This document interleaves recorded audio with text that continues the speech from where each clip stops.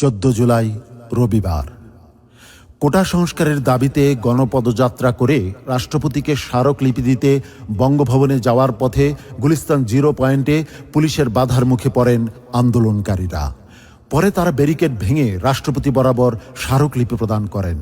স্মারকলিপি প্রদান করে বঙ্গভবন থেকে বের হয়ে আন্দোলনকারীরা জাতীয় সংসদে জরুরি অধিবেশন ডেকে সরকারি চাকরির সব গ্রেডে কোটার যৌক্তিক সংস্কার করে আইন প্রণয়নের দাবিতে 24 ঘন্টা সময় বেঁধে দেয়।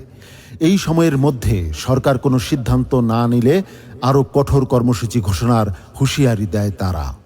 আমরা চাই তিনি হস্তক্ষেপ করে জাতীয় সংসদে আমাদের যে এক দফা দাবি, সেই এক দফা দাবির প্রেক্ষিতে আইন পাশ করতে ভূমিকা রাখবেন এবং প্রয়োজনে জরুরি অধিবেশন আহ্বান করবেন।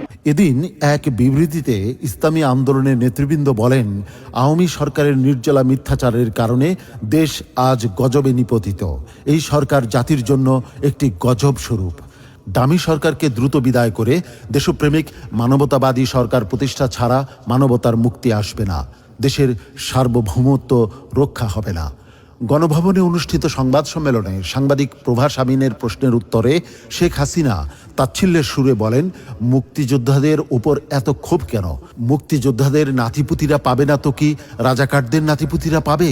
এখন আমার সামনে যদি দুইটা অপশন থাকে যে দুইজনই সমান মেধাবী, একজন মুক্তিযোদ্ধার সন্তান, একজন রাজাকারের সন্তান, আমি অবশ্যই মুক্তিযোদ্ধার সন্তানকে চাকরি দিতে চাই। অবশ্যই জি। মানে কি মুক্তিযোদ্ধার সন্তান নাতিপুতিরা কেউ মেধাবী না? যত রাজাকারের বাচ্চারা নাতিপুতি হলো মেধাবী, তাই না?